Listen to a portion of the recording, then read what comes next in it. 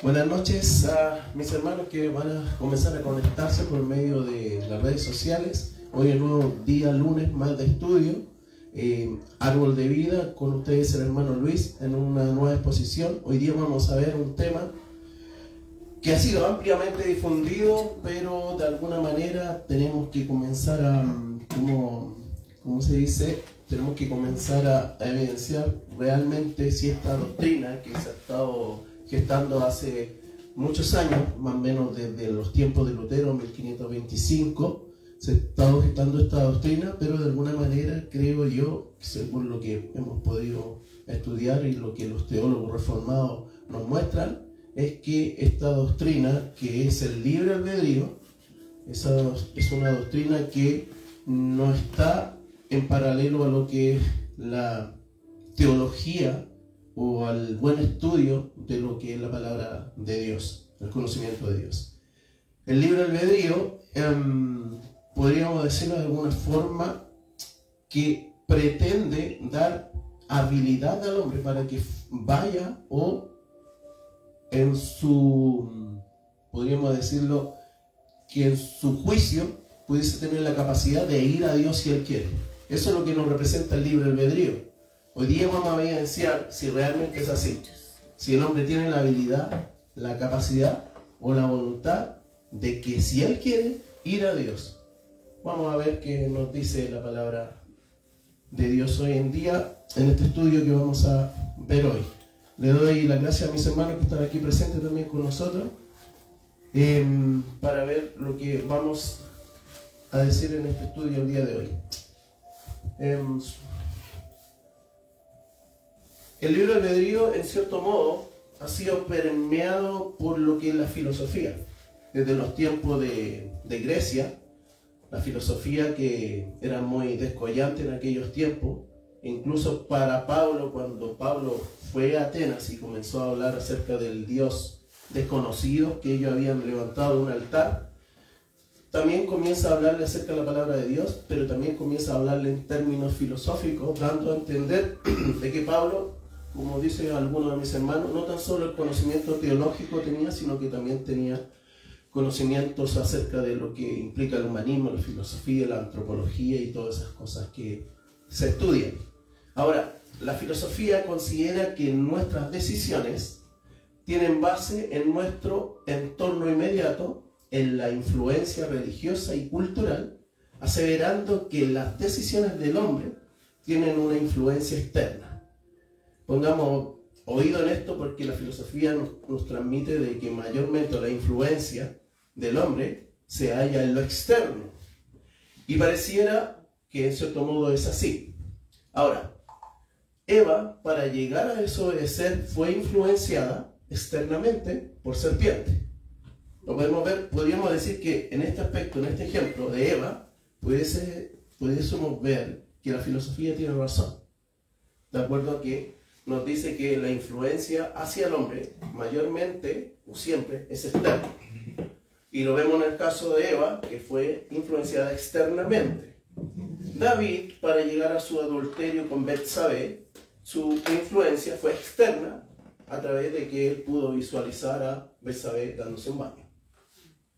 Judas, para entregar a nuestro Señor Jesucristo bajo traición, ¿qué lo influyó a entregarlo? Fue el dinero y fue seducido externamente por el dinero. Pareciera que el humanismo, que también es parte de la filosofía, tiene razón, pero todos ellos, hablando de Adán, o sea, Eva, Adán, David, Judas, todos ellos hallaron consecuencias de lo que fue su influencia supuestamente externa, de lo que nos dice la filosofía.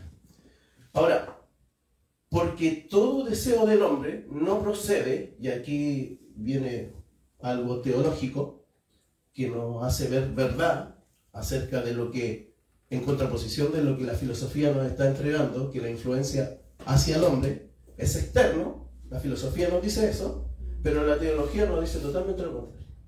Nos dice, porque todo deseo del hombre no procede externamente, sino de su concupiscencia, como nos habla Santiago, y libertad de elegir.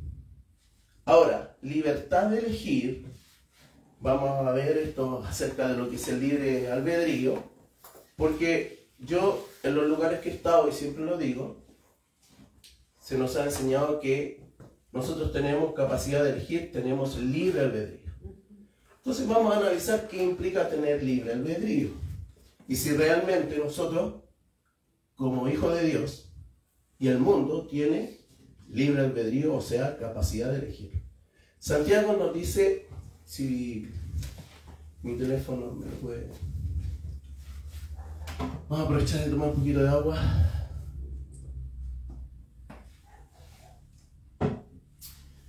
Se está entendiendo un poquito la contraposición filosófica y la contraposición, obviamente, de lo que dice la filosofía en contraposición de la teología. La filosofía afirma que la influencia del hombre mayormente proviene externamente. Y ahí nos está dejando algo que vamos a analizar después. Pero la teología nos dice, el estudio de la palabra de Dios nos dice que la influencia del hombre no es externa, sino que es interna. Y vamos a pasar a explicar qué significa eso. Por lo tanto, vamos a ir al libro de Santiago, para que podamos visualizar un punto. Santiago 1, 13 al 15. Sí. Dice, cuando alguno es tentado, no diga que esté tentado de parte de Dios, porque Dios no puede ser tentado por el mal, ni él tienta a nadie, sino que cada uno es tentado cuando de su propia concupiscencia, o sea, externamente, en contraposición de lo que dice la filosofía, que dice que es exteriormente la influencia, sino que aquí no habla de que la influencia del hombre, o su capacidad, su deseo de decidir es interno. No está diciendo, sino que cada uno es tentado cuando de su propia concupiscencia es atraído y seducido. O sea, el hombre, cuando comienza a tener deseos y después atraída a la voluntad por el deseo, es que se forja, podríamos decirlo como nos dice acá Santiago 15, dice, entonces la concupiscencia, después de haber concebido, da a luz el pecado, y el pecado, siendo consumado, da a luz la muerte. No estaba hablando de que parte por un deseo, es la concupiscencia. Después el deseo es atraído por la voluntad, y después la voluntad, ya que cuando concibe, da a luz el pecado, ya hecho, y el pecado siendo consumado, da a luz la muerte. ¿Se entiende más o menos lo que se está explicando? ¿Se entiende? Ya, ok. Jesús, en Mateo 15, vamos a ir a Mateo 15, Mateo 15, 11, vamos a ver qué nos dice Jesús. Santiago nos hace ver de que el deseo del hombre se gesta dentro de él, no es externo, es interno. Vamos a ver Jesús en Mateo 15, 11, ¿qué nos dice? Dice, no lo que entra en la boca contamina al hombre, mas lo que sale de la boca, esto contamina al hombre. ¿Cierto? Sabemos que el contexto nos está hablando acerca de que este pueblo, nos dice el versículo 8, este pueblo de labios me honra, mas su corazón está lejos de mí, pues en vano me honran, enseñando como doctrina mandamientos de hombre. Y llamando así a la multitud, le dijo, oíd y entender.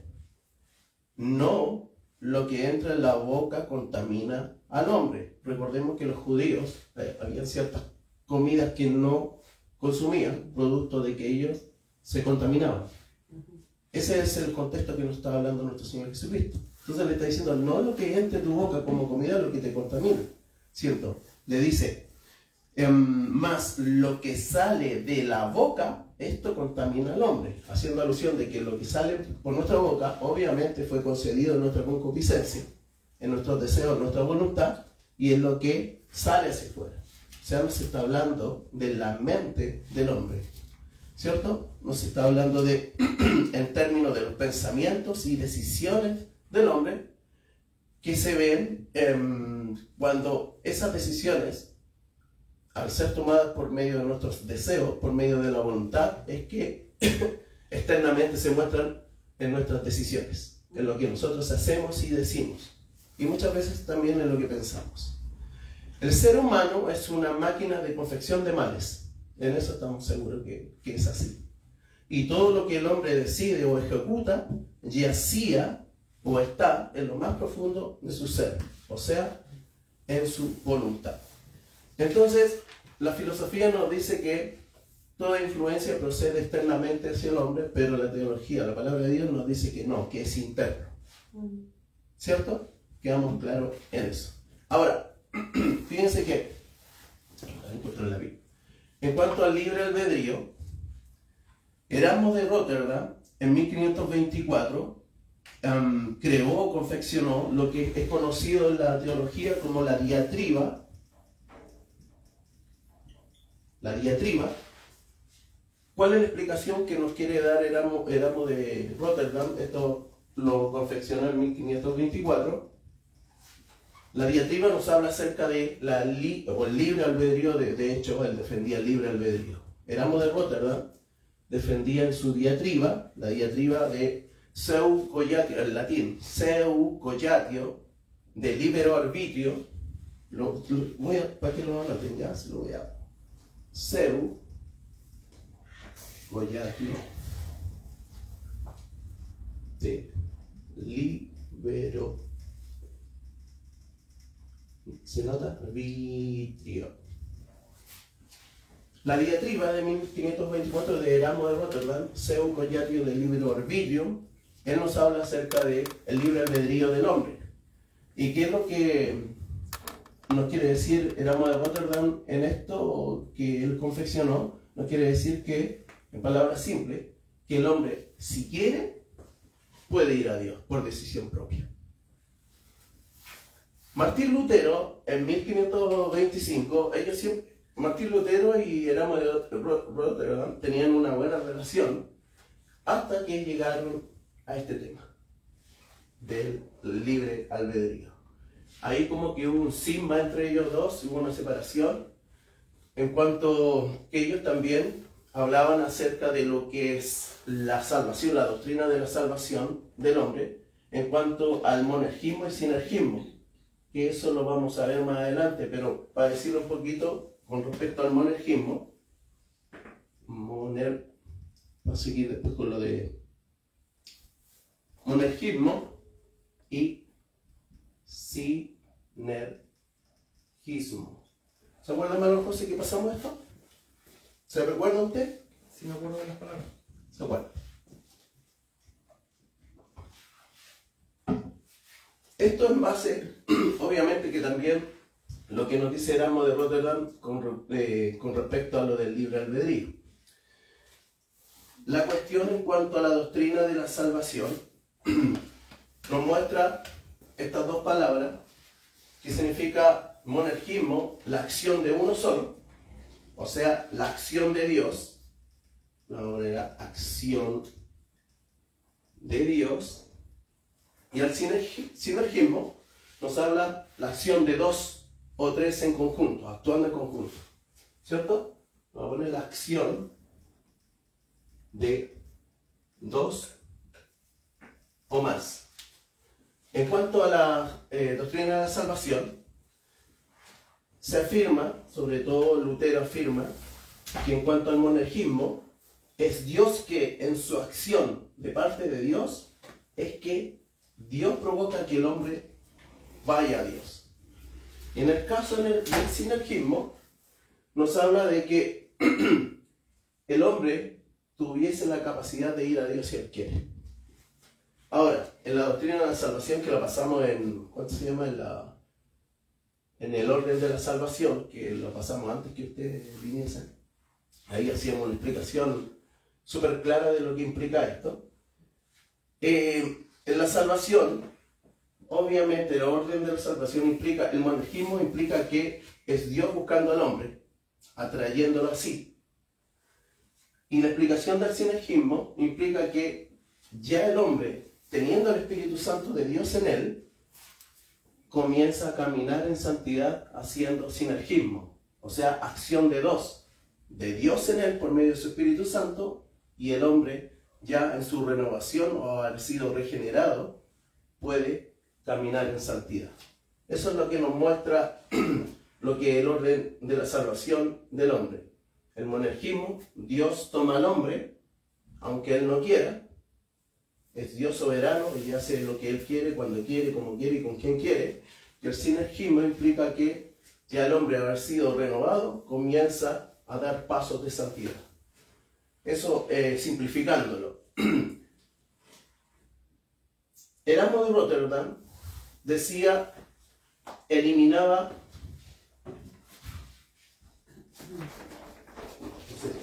Erasmo de Rotterdam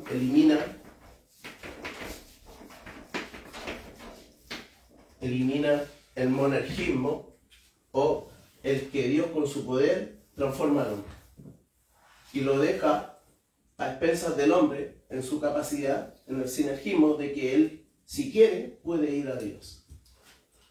¿Se entiende? Está muy...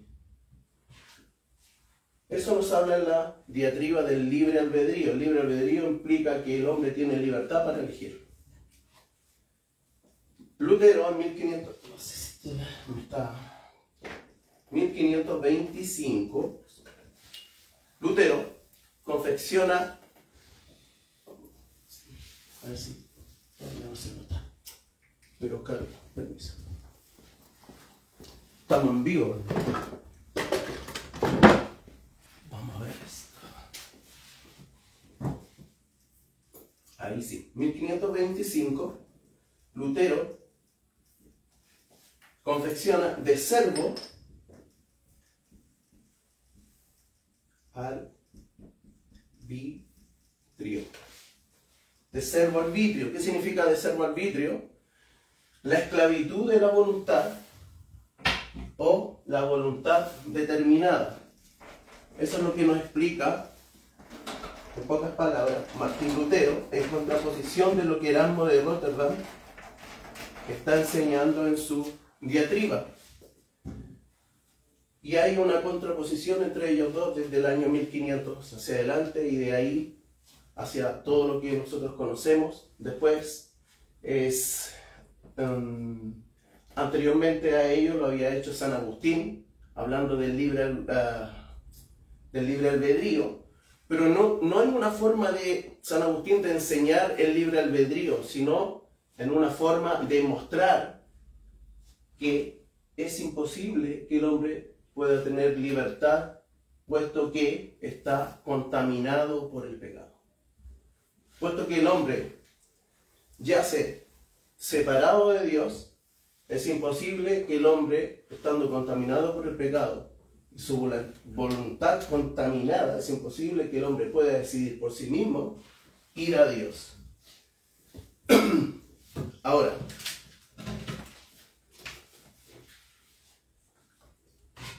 en lo que implica el libre albedrío o libertad de juicio, vamos a ver de que el hombre recibe una responsabilidad, y vamos a ir a Génesis para que comenzamos a esclarecer este tema, porque es un poquito engorroso.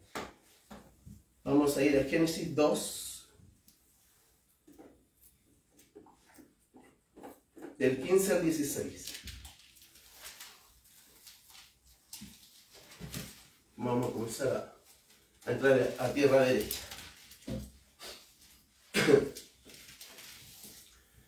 Dice, tomó pues Jehová Dios al hombre y lo puso en el huerto de Edén para que lo labrara y lo guardara. Y mandó Jehová Dios al hombre diciendo, de todo árbol del huerto podrás comer, versículo 17, mas del árbol de la ciencia del bien y del mal no comerás, porque el día que de él comieres, ciertamente morirás. Entonces Adán recibe una responsabilidad. El hombre fue creado con la capacidad de elegir, de definir bajo juicio propio, qué hacer y qué no hacer, qué decir y qué no decir, incluso qué aceptar y no aceptar. Cuando Dios dice en el versículo 17, mas del árbol de la ciencia del bien y del mal no comerás, Adán en su libertad de juicio acepta lo que Dios le confiere. Ahora, ¿cómo ¿cómo Adán, siendo un ser creado, cómo no ha de aceptar el consejo que Dios, que es soberano y todopoderoso, le está dando? Así que eso es lo que hay que entender. Hoy día nosotros tenemos que entender eso, que Adán había ciertos conocimientos que hoy nosotros tenemos que él no los tenía. Por ser un ejemplo, nosotros sabemos qué es morir. Adán ni idea tenía que era morir.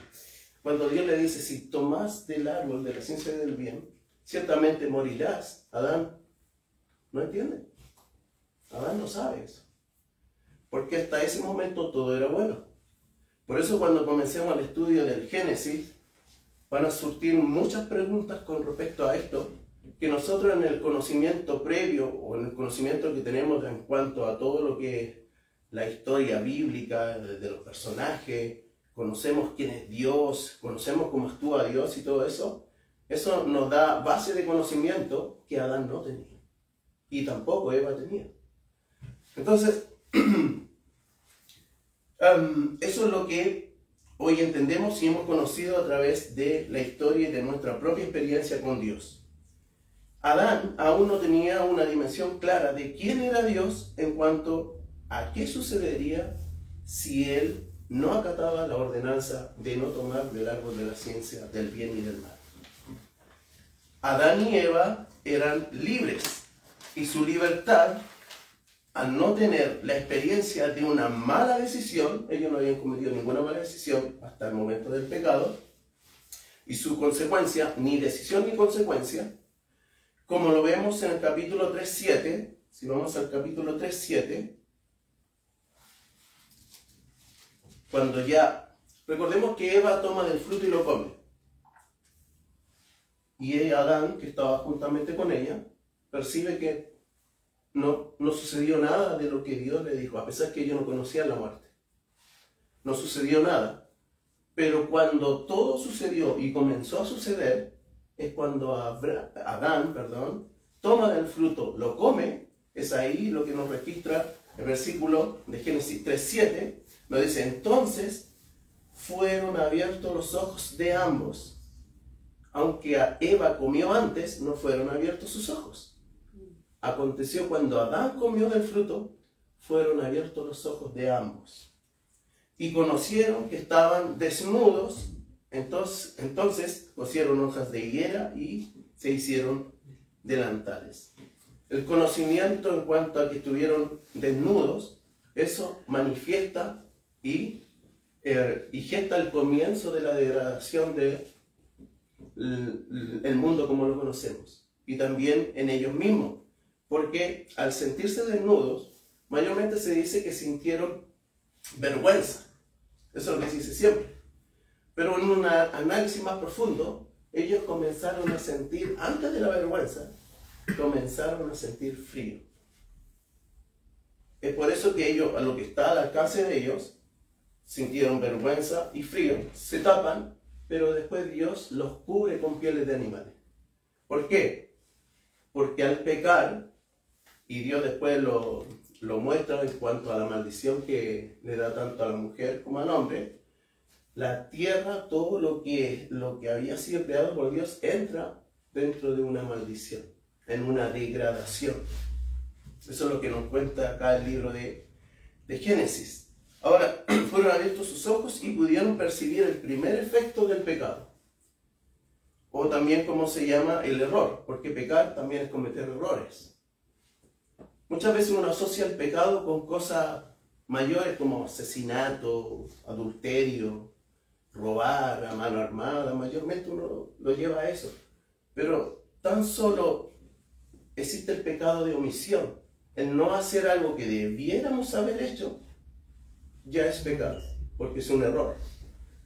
Nosotros mayormente tendemos a darle un grado mayor al pecado, como algo así como, no sé, violaciones, abusos. Pero el pecado es algo mucho más simple, como lo que acabo de decir, pecado de omisión. Olvidar de hacer algo o pasar por alto algo que yo debiera haber sido responsable de hacer. Ahora, cuando hablamos del libre albedrío, voy a borrar acá. Fíjense que Adán y Eva fueron creados libres para poder decidir. También los ángeles fueron creados libres. Y conocemos la historia que Satanás y una tercera parte de los ángeles decidieron contraponerse a Dios. La pregunta es, ¿por qué hubo dos terceras partes de ángeles que no decidieron pecar? No pecaron. Satanás y una tercera parte sí lo hicieron. Pero dos terceras partes decidieron no pecar. Ahí nosotros vemos que hay libertad.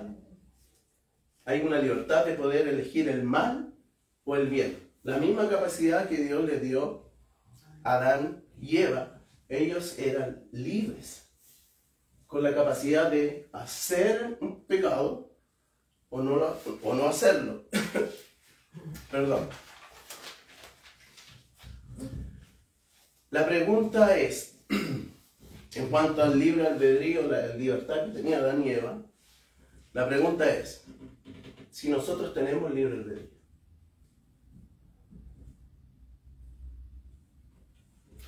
El concepto de libre albedrío, como mayormente se conoce, no es de la cosmovisión teológica, sino que es humanista o filosófica.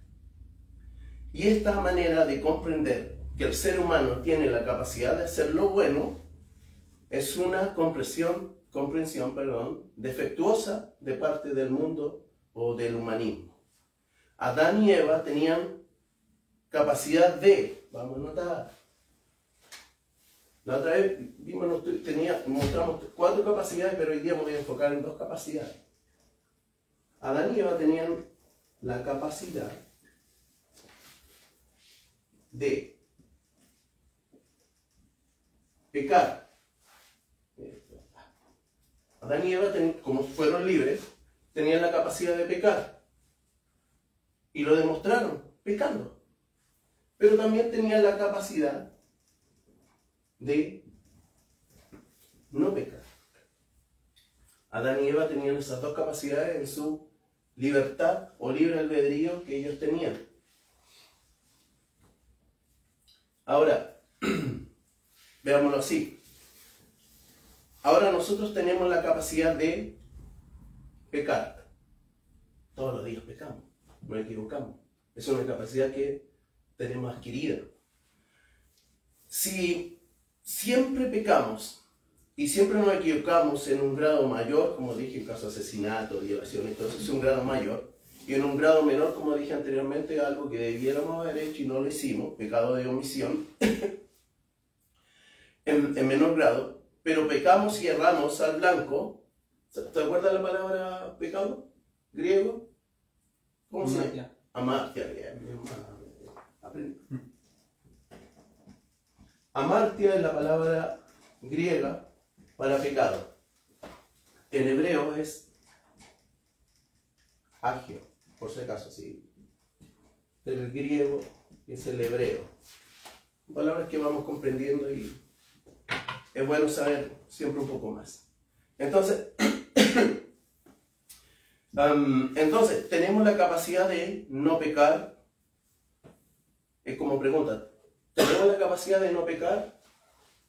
Estamos hablando acerca de lo que es el libre albedrío. Vamos a llegar a una conclusión si realmente tenemos libre albedrío nosotros, ¿no?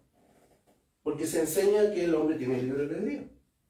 Entonces vamos a llegar acá, por medio de este ejemplo, si realmente nosotros tenemos libre albedrío. Adán y Eva tenían el libre albedrío y eso significa poder de decisión propia. Ellos tenían la capacidad de pecar y de no pecar. ¿Tenían la capacidad de pecar? Sí, porque pecaron. Y tenían la capacidad de no pecar porque estuvieron mucho tiempo sin hacerlo. Demostraron que no tenían la capacidad de pecar. Algunos dicen hasta que llegó Eva. Bueno, entonces, la pregunta es, en base al libre albedrío, si nosotros tuviéramos libre albedrío, tendríamos que tener estas 2 capacidades. La de pecar la tenemos, sabemos que la tenemos. Ahora, ¿tenemos esta capacidad de no pecar? ¿Qué puede decir mañana no peco? ¿Quién levanta la mano? José Alberto. Entendiéndose que pecar puede ser algo tan simple como un pecado de omisión. Porque alguno de ustedes me puede decir, mañana no voy a pecar adulterando. Y yo le creo, es muy posible que no peque adulterando. O no voy a asaltar un banco. Y yo le voy a creer. Pero ¿qué me dice el pecado en cuanto a lo más ínfimo? Aquello que de pronto pasamos por alto, obviamos y no hacemos sabiendo el bien que podemos hacer y no lo hacemos. Ya eso es pecado. Entonces nadie puede garantizar mañana no peco, porque es muy posible que nos equivoquemos mañana y pequemos. Entonces, la pregunta es, ¿tenemos libre albedrío en base a estas dos capacidades que tenía Adán y Eva, que ellos sí tenían libre albedrío? Lo que quiero llegar a que comprendamos, si realmente nosotros tenemos libre albedrío. A mí me enseñaron por años que sí teníamos libre albedrío, pero hoy me doy cuenta que, al menos lo que yo he llegado a conocer, no es así. Entonces, porque necesariamente para tener libre albedrío debo tener estas dos capacidades. Y solamente tenemos una, la de pecar. Entonces, ¿cómo es que tanto tiempo hemos creído que tenemos libre albedrío, pero no lo tenemos? Haciendo un análisis exhaustivo de la palabra y de todo lo que estos hombres, grandes hombres, Erasmo de Rotterdam, Lutero, San Agustín de Hipona, Pelagio, de donde provienen los semipelagianos, Pelagio también abordaba la misma idea de Erasmo de Rotterdam, o de Arminio, que el hombre tenía la facultad de ir a Dios si quería. Claramente esos hombres fueron refutados y Lutero se encargó, en cuanto a la diatriba de Erasmo de Rotterdam, también refutarlo en cuanto a que el hombre es imposible que tenga libre albedrío, producto que no tiene estas dos capacidades. Ahora, Adán y Eva eran libres y nosotros obviamente no somos libres. Y el mundo, si nosotros como cristianos, que tenemos el Espíritu Santo en nosotros, no somos libres. Y el mundo que no tiene el Espíritu Santo, que no es guiado por Dios, menos libre es. ¿Y con qué podemos, con qué texto bíblico, bueno, si hay textos bíblicos que podemos fundamentar eso?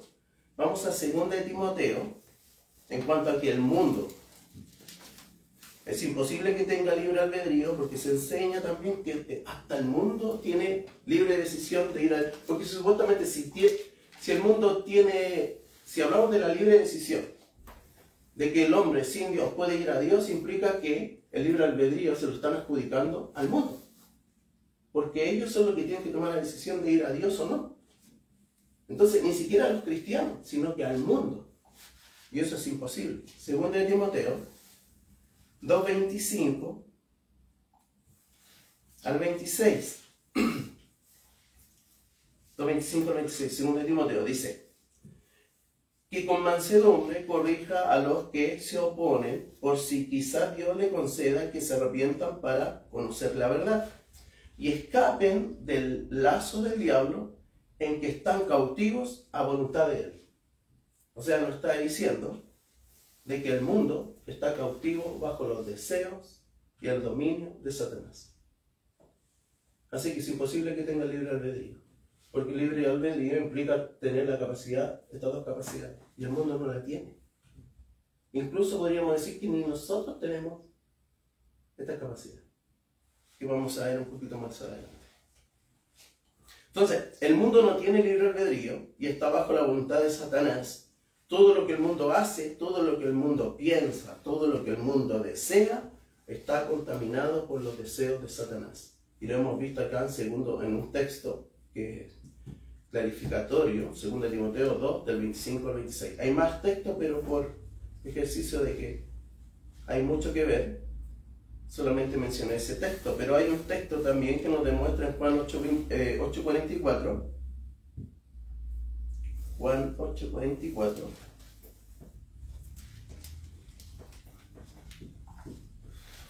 donde Jesús también nos deja clara esta idea de que el mundo está cegado y está bajo la voluntad de Satanás. Dice Jesús, vosotros sois de vuestro padre el diablo, le está diciendo a los fariseos, y los deseos de vuestro padre queréis hacer. Él ha sido homicida desde el principio y no ha permanecido en la verdad, porque no hay verdad en él. Cuando habla mentira, de suyo habla, porque es mentiroso y padre de mentira. Y a mí, porque digo la verdad, versículo 45, no me creéis. Entonces, Jesús está aseverando, dice, vosotros sois de vuestro padre el diablo, y los deseos de vuestro padre queréis hacer. O sea, el mundo está bajo los deseos de Satanás el diablo. Por lo tanto, en cuanto a la palabra libre albedrío, tener la capacidad de decidir, peco o no peco, el mundo no la tiene. En estricto rigor, lo que significa la palabra libre albedrío, ¿qué significa? Decidir por Dios, el mundo no lo tiene. Claramente que no lo tiene. Así que el mundo no tiene esa libertad y es esclavo del pecado y es esclavo de Satanás. Ahora, en cuanto a lo que hemos visto, esto poco que hemos visto, claramente nosotros somos libres o no somos libres. 1 Corintios 7:22,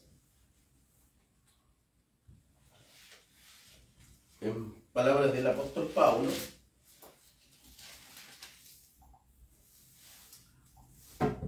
el contexto no está hablando a aquellos que han sido circuncidados. Si Dios te llama circuncidado, quédate circuncidado. Si te ha llamado incircunciso, quédate incircunciso. Ese es el contexto que nos está hablando. Y al 7:22, Pablo dice, porque el que en el Señor fue llamado siendo esclavo, liberto es del Señor. Y aquí hay una aplicación. Aquí hay Biblias que dicen 22a, 22b. En el 22a dice, porque en el Señor fue llamado siendo esclavo, liberto es del Señor. Implica que si Cristo viene a tu vida, nosotros somos liberados del Señor. Pero ese Señor, ¿a quién representa? A Satanás, ¿cierto? A eso nos está graficando Pablo. Asimismo, el que fue llamado siendo libre, en cuanto a un esclavo, esclavo es de Cristo. O sea, nosotros no somos libres, somos esclavos de Cristo. Dios, habiéndonos llamado a sus caminos, habiéndonos renovado, dándonos arrepentimiento, nos regeneró, nos dio fe, la conversión, todo lo que implica los pasos del orden de la salvación. Dios nos ha traído para que nosotros seamos esclavos de nuestro Señor Jesucristo. Ahora, esclavos de nuestro Señor Jesucristo, pero de manera honrosa, porque mayormente los esclavos en la antigüedad había mucho aprovechamiento sobre ellos. Pero lo único que nosotros podemos recibir como esclavos de Cristo es bendición, porque somos esclavos o siervos de nuestro Señor Jesucristo.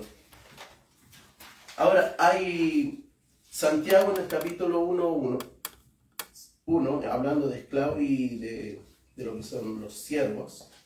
Santiago en el capítulo 1, versículo 1, dice, Santiago, siervo de Dios y del Señor Jesucristo. Santiago se sabía esclavo y siervo de nuestro Señor Jesucristo, así como nosotros lo somos. Y en Romanos 1:1, Pablo nos dice, Pablo, siervo de Jesucristo y llamado a ser apóstol. También se veía siervo o esclavo de nuestro Señor Jesucristo. Así que nosotros, en cuanto a el libre albedrío, en cuanto a lo que es la analogía esclavo-amo o amo-esclavo, nosotros ya no somos esclavos de Satanás el diablo como lo acabo de mostrar en ese texto que leímos anteriormente. Ahora nosotros somos siervos y esclavos de nuestro Señor Jesucristo. Así que pregunto, y vuelvo a preguntar, ya más o menos quedando un poquito más clara la idea. ¿podríamos nosotros enseñar de que nosotros como cristianos tenemos libre albedrío? En base a estas dos capacidades, que eso es tener libre albedrío. Tener capacidad de pecar y de no pecar. Porque muchos dicen, el mundo no tiene libre albedrío, porque no tiene poder de decisión, no elige a Dios, no puede elegir a Dios, más que Dios quien elige al hombre. Pero ¿qué pasa con los cristianos? Que sí tenemos el Espíritu Santo, sí podemos decidir en base a los deseos que han sido impuestos por el Dios, por medio de su Espíritu Santo a nosotros. Es que vuelve el libre albedrío a nosotros como lo tuvo Adán y Eva. Y ese es el cuestionamiento. Entonces, en esto poco que hemos visto, es difícil decir que tenemos libre albedrío, a pesar que tenemos el Espíritu Santo. Pero el libre albedrío implica no pecar. Y nosotros seguimos cometiendo errores. Sabiendo ahora, entonces, el tener el libre albedrío significa que tenemos la capacidad, como dije anteriormente. Y podemos ver de que los que estamos acá, y creo yo que las personas que nos pueden estar escuchando, han llegado a una conclusión de que no tenemos libre albedrío en ese sentido. Ahora cuando usted va a Google, usted revisa por acá, tiene que fijarse bien, porque hay muchas doctrinas arminianas, pelagianas, semipelagianas, de Erasmo de Rotterdam, que anda dando vueltas, que confunden a las personas, que dicen que el hombre sí tiene la capacidad y el libre albedrío. Pero los teólogos ya más serios y que no han sido refutados en ninguno de los concilios que se han generado para poder refutar falsas doctrinas o doctrinas que están mezcladas, como Agustín de Hipona, Santo Tomás de Aquino, como Lutero, como, se me fue el nombre, como los de hoy en día que avalan de que no tenemos libre albedrío, como Suger Michelin, como Paul Washer, John MacArthur, ellos, Sproul, ellos dicen el hombre no tiene libre albedrío. Porque tener libre albedrío implica ir a Dios sin que Dios venga a uno. Y cuando hemos sido renovados, ¿qué implica tener libre albedrío? Que no podamos o que no pequemos. Pero seguimos pecando. Entonces, hay quienes afirman que si Dios no hubiese dado libertad al hombre, este nunca hubiera pecado. O sea, si Dios no le hubiese dado la libertad a Adán y Eva, que ellos fueran libres para decidir, y ellos terminaron pecando, si Dios no le hubiese dado esa libertad, no estaríamos en lo que hoy estamos. Toda la degradación, todo lo que es el mundo hoy, no existiría si Dios no le hubiese dado libertad a Adán y Eva. O sea, ¿qué están diciendo? Que Dios es culpable, en pocas palabras. Dios tiene la culpa de haberle dado libertad a Adán y Eva y por eso que estamos en el mundo de hoy. Y hay un ejemplo ateo que recogí que en cierto modo me llamó la atención. Dice, un ejemplo ateo dice que si Dios sabía que el hombre iba a pecar y con eso iba a arruinar toda la creación y todos los hombres y mujeres que vendrían después de Adán, todos llevarían sobre sí la muerte por causa del pecado, ¿para qué los hizo libres entonces? Si Dios es omnisciente y sabía todo lo que iba a acontecer. Entonces, ¿para qué lo hizo? ¿Cuál es el fin? Dice esta página de ateos. Y dan un ejemplo que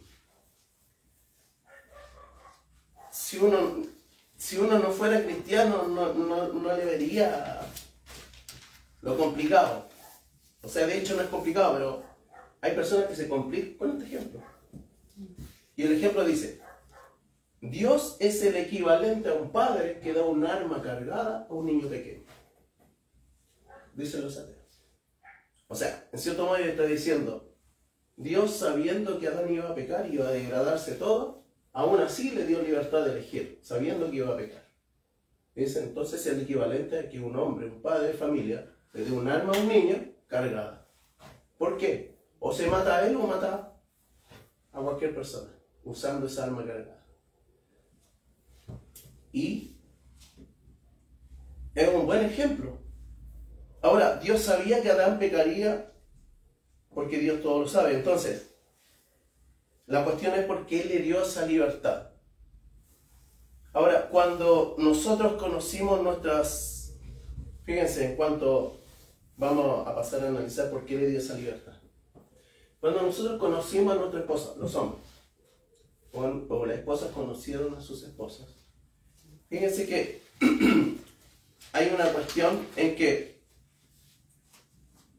yo no obligué a mi esposa a que me amara, ni creo que las esposas obligaron a sus esposas a que las amaran. ¿Cierto? Entonces, fuimos amados sin ningún tipo de obligación, y tanto mi esposa fue libre para amarme, y yo también era libre para amarla. ¿Qué nos quiere decir esto? Que Dios jamás iba a no darle libertad a Adán y Eva. ¿Por qué? Porque Dios, ¿qué quiere? Que el hombre, a pesar que cayó y se degradó todo, el hombre, ¿qué quiere? Que el hombre sea libre para poder amarlo. Esa es la conclusión en cuanto a eso, por qué le dio libertad, aún sabiendo que el hombre iba a cometer pecado y se iba a degradar toda la creación. Dios hizo libre a Adán, hizo libre a Eva, porque Dios debe ser amado libremente. Aunque pecaron, cayeron en desgracia, aún así Dios en su fidelidad los cubrió. ¿Y de qué manera los cubrió? Génesis 3, 21. ¿Qué Dios dijo? Podría haber dicho, como muchos dicen, ¿por qué no borró del mapa a Adán y Eva y comenzó de nuevo? ¿Cierto? ¿Lo han escuchado, no? ¿Por qué no lo borró del mapa y comenzó con otra pareja? No sé. Una pareja que lo obedeciera, que no cayera en pecado, o que hubiesen aprendido de la experiencia de Adán y Eva. ¿Pudiese haber sido así o no? ¿O no? Si nosotros afirmáramos que Dios pudiese haber cambiado de opinión, fíjense que tendríamos un gran problema. Porque ante nuestro juicio humano, pudiese ser de que hubiéramos tomado a Adán y Eva, lo sacamos del mapa y ponemos otra pareja y comenzamos de nuevo a ver si resulta. A ver si resulta. 1, 2, se agotó la batería. A ver si resulta. Pero fíjense, Dios es imposible que cambie. Si nosotros aseverásemos eso, como muchos que no entienden un poquito, no entienden, es más, desde el lado ateo dan estas opiniones. Dicen, ¿por qué no lo borró y empezó de nuevo? Pero habría un gran problema, que nosotros estaríamos tirando por la borda, o no concluyendo en cuanto a que Dios es inmutable. Dios no se, y inmutabilidad implica que Dios no se equivoca. Pareciera que cometió el tremendo pecado garrafal de desobediencia a Adán y Eva. Pareciera que Dios, después buscando a Adán, ¿dónde estás? Cuando lo buscaba en el huerto, ¿dónde estás? Pareciera que Dios hubiese cometido un error. Pero Dios es perfecto. Eso es otro atributo de Dios. Él es perfecto. Él no se equivoca. Y tampoco podría haber cambiado a Adán y a Eva por otra pareja, porque Él es inmutable y todo lo que Él hace no surte un cambio, porque Él en su perfección es imposible que cambie. Yo sé que de pronto hay pasajes en la Biblia que nos muestran que Dios se arrepintió, que Dios nos muestran, pareciera que Dios se arrepiente o se lamenta, y eso en el conocimiento humano implica que hubo un cambio. Pero si Dios es inmutable, Dios no puede cambiar. Y hay una explicación que cuando nosotros hablamos acerca de los atributos de Dios, que se hace mayormente comprensible en esa explicación acerca de que Dios es imposible que cambie, aunque la propia Escritura nos dice que Dios se arrepintió. ¿Y qué implica eso? Un cambio. Pero es imposible que Dios cambie. No lo voy a explicar porque sería pasarme a otro tema y estamos en el tema del libre albedrío. Ahora, estábamos hablando que nuestras esposas no nos obligaron a que nosotros las amáramos, ni a la inversa tampoco. Entonces Dios, al crear a Adán y Eva, los hace libres. ¿Por qué? Porque el hombre debe tener esa decisión propia en cuanto al libre albedrío que ellos tuvieron. Porque Dios no va a forzar a nadie a que lo ame. Es cierto que en la condenación, como lo digo siempre, todos íbamos a condenación. Y Dios toma unos cuantos y los vuelve hacia Él.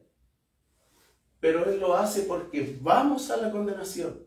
No nos está obligando a amarlo, sino que nos muestra su amor, salvándonos de la decadencia, del error, salvándonos de la perdición eterna que íbamos a vivir lejos de Él, lejos de sus atributos. Entonces, muchos dicen que Dios obliga a los cristianos, obliga a sus hijos a que lo amen, sobre todo los ateos. Pero no es así. Imagínense que su hijo, un hijo nuestro, un ejemplo, va por un camino totalmente errado. Y nosotros sabemos que va a perdición. O va al cementerio, o va al manicomio, o va a la cárcel, que son más o menos. Imagínense que nosotros tenemos la capacidad de poder rescatarlo y no lo hacemos. ¿Qué clase de padres seríamos nosotros? En el ejemplo de que íbamos todos a perdición y Dios toma unos cuantos y los salva de esa perdición. Como padres haríamos los máximos esfuerzos de poder rescatar a nuestros hijos de esa mala elección que ellos pudieron haber hecho. Ahora, en cuanto a la falta que cometieron Adán y Eva, nos dice que toda falta conlleva una sanción. Y aunque ellos eran libres, después del pecado, ¿siguieron siendo libres? Vemos que no. ¿Por qué? Porque ahora son esclavos. Pasaron de ser... Abraham fue amigo. Pasaron de ser libres porque tomaban su decisión y lamentablemente terminaron tomando una mala decisión.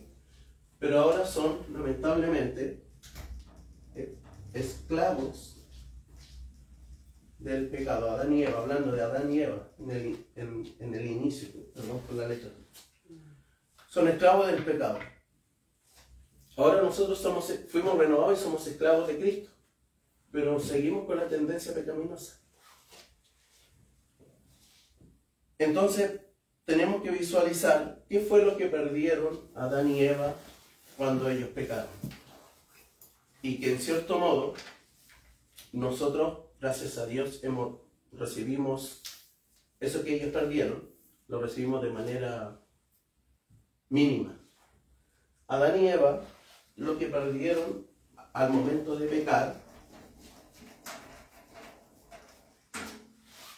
perdieron la libertad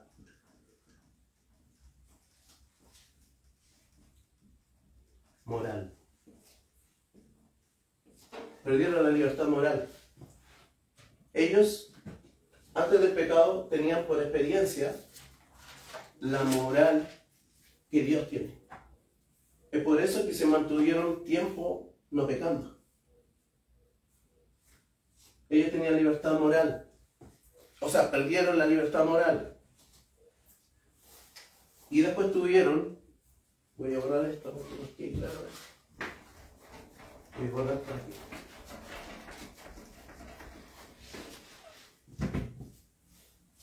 perdieron la libertad moral, y esta moral proviene de Dios por la libertad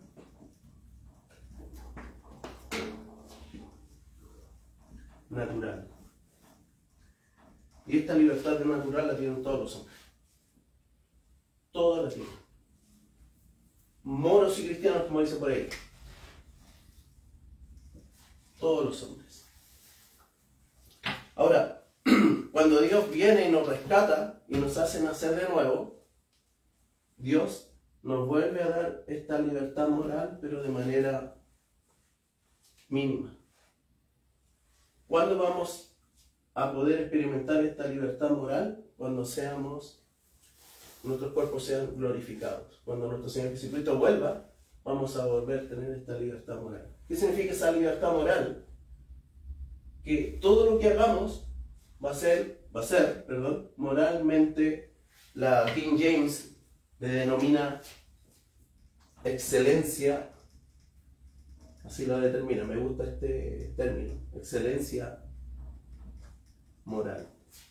Cuando nuestro Señor Jesucristo vuelva, no vamos a tener libertad moral, pero me gusta más esta de la King James, esta forma de decirlo, excelencia moral, y eso, la excelencia moral tiene que ver con la excelencia moral de Dios. Vamos a estar, por decirlo, quizás no a nivel de Dios, porque es infinito, pero sí vamos a poder experimentar excelencia moral que no va a tener ninguna relación con el pecado.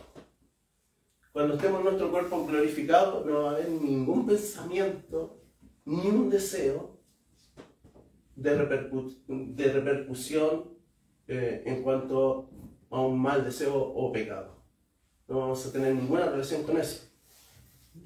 Ahora el hombre tiene la incapacidad moral hoy en día de venir a Dios, y el hombre precisa que Dios lo tome, que Dios lo rescate, porque en su incapacidad moral el ser humano no discierne ni su derecha ni su izquierda. Romanos 3:10 es un texto súper famoso donde Pablo nos dice de que, como está escrito, no hay justo ni aun uno, no hay quien entienda, no hay quien busque a Dios. Versículo 12, todos se desviaron, algunos se hicieron inútiles, no hay quien haga lo bueno, no hay ni siquiera uno. El apóstol Pablo. Y Pablo, obviamente, en este texto que está leyendo, el apóstol Pablo se está incluyendo. Porque cuando él dice que no hay ni siquiera uno, él dice que yo también estoy ahí. Nadie busca a Dios. Si el hombre tuviera libertad moral o libre albedrío, como dijimos anteriormente, vendría a Dios, buscaría a Dios, pero no puede por causa de su muerte espiritual. Adán y Eva también tuvieron una muerte espiritual.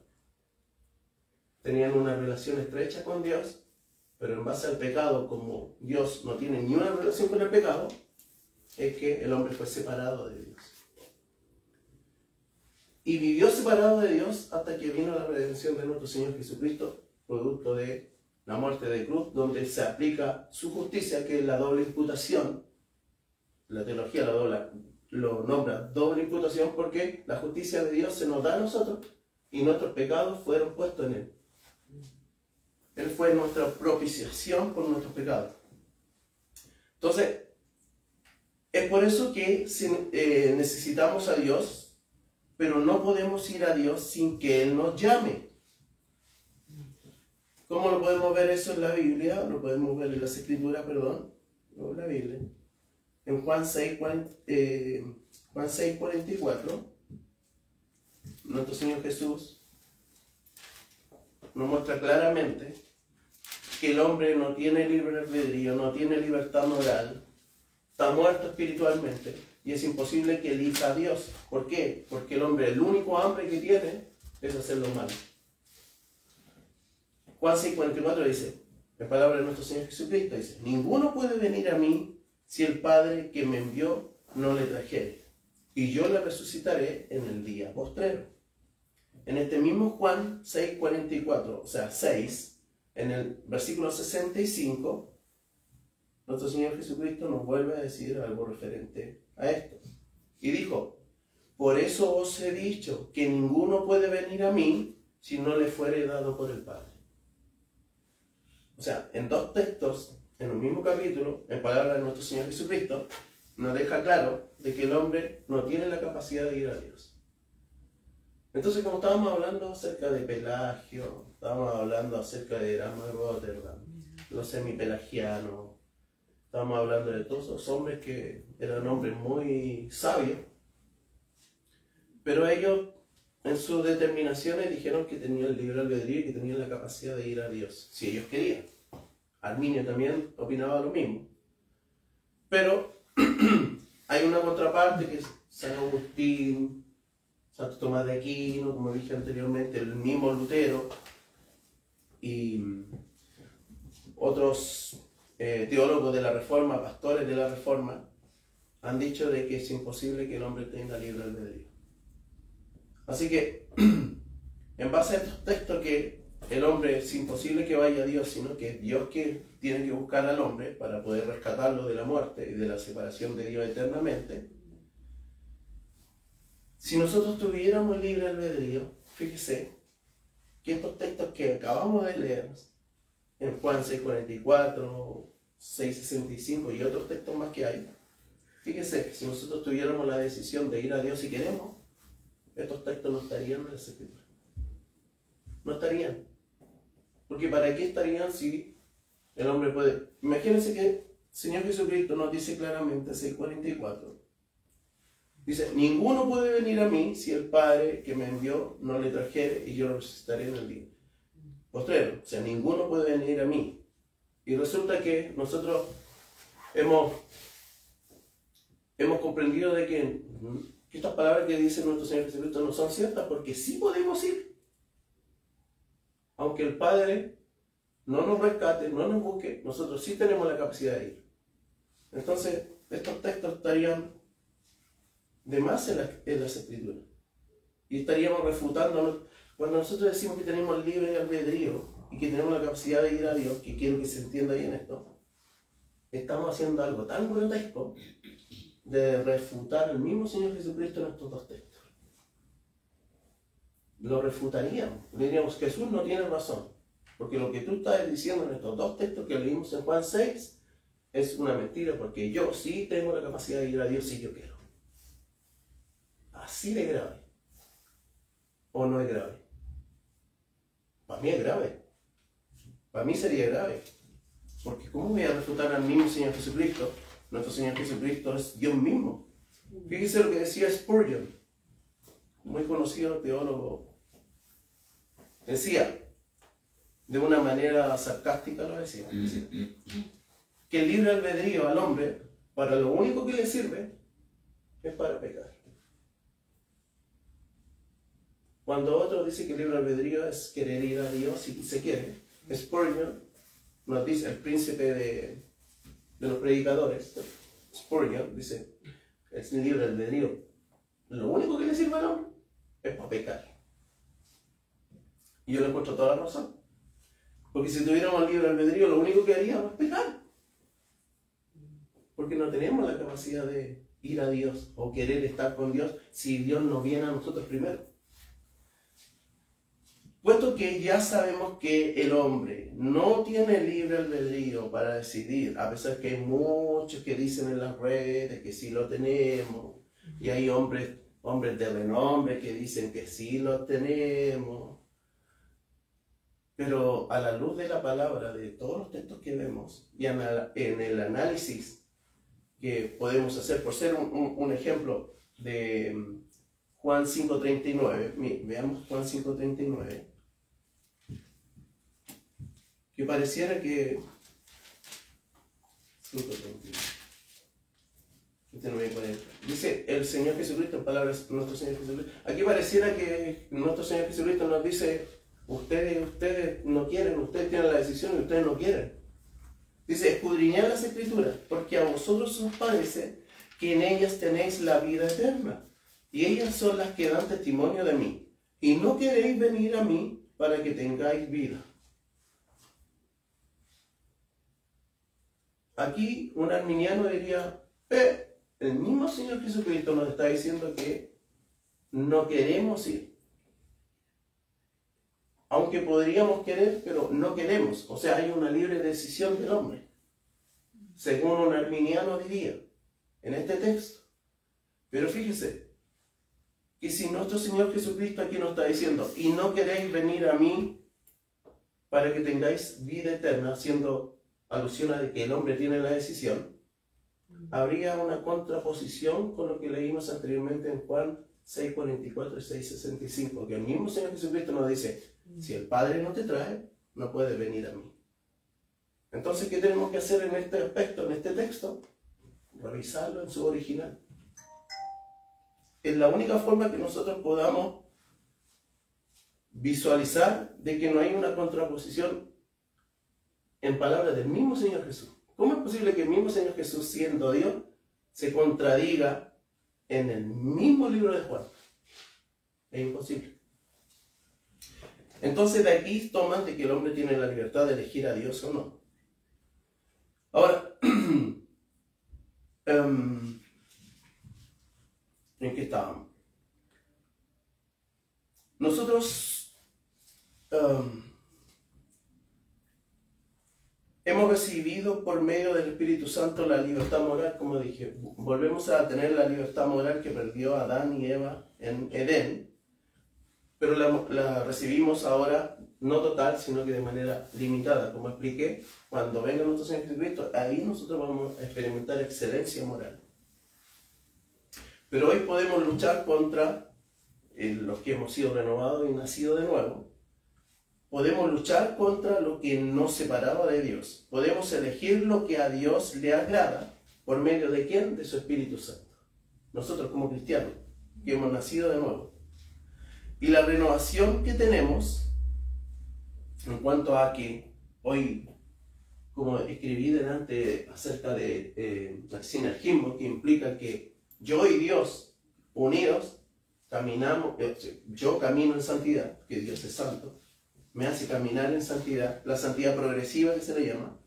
Pablo nos dice en Gálatas 5, que es el mismo apóstol Pablo, Gálatas 5, del 16 al 17,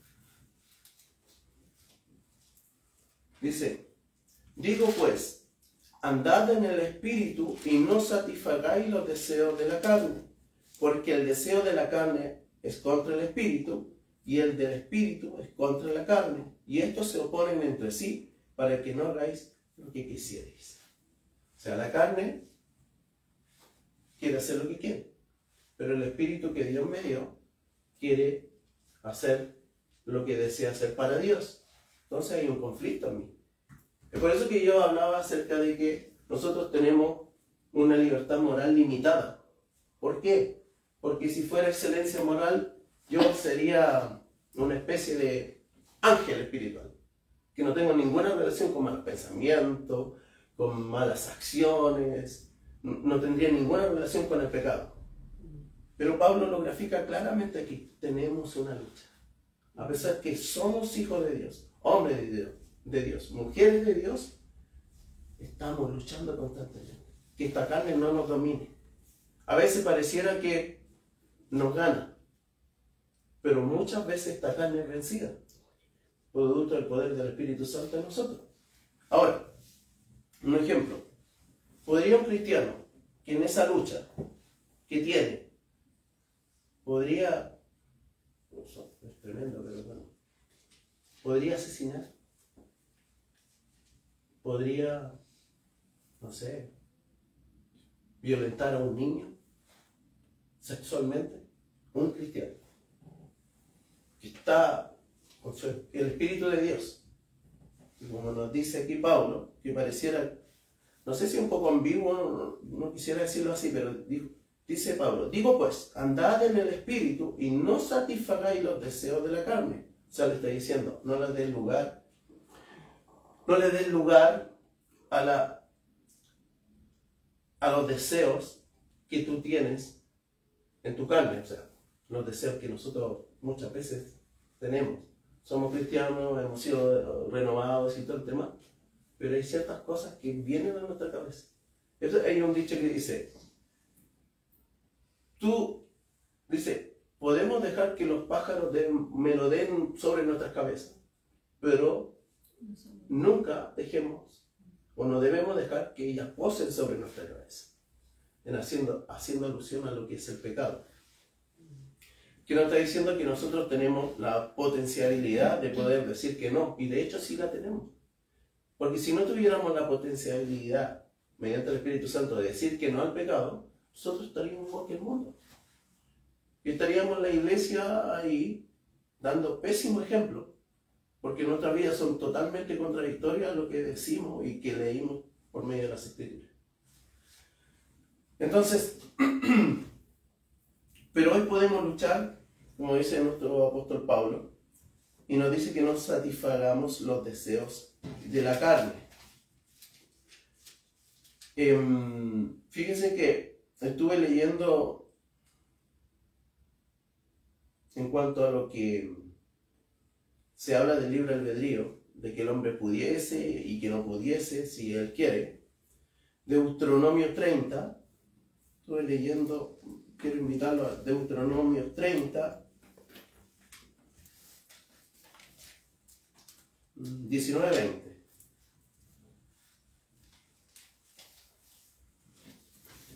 Es un texto que se utiliza mucho para demostrar que el hombre tiene el libre albedrío. Dice, a los cielos y a la tierra llamo por testigos hoy contra vosotros, que os he puesto delante la vida y la muerte, la bendición y la maldición.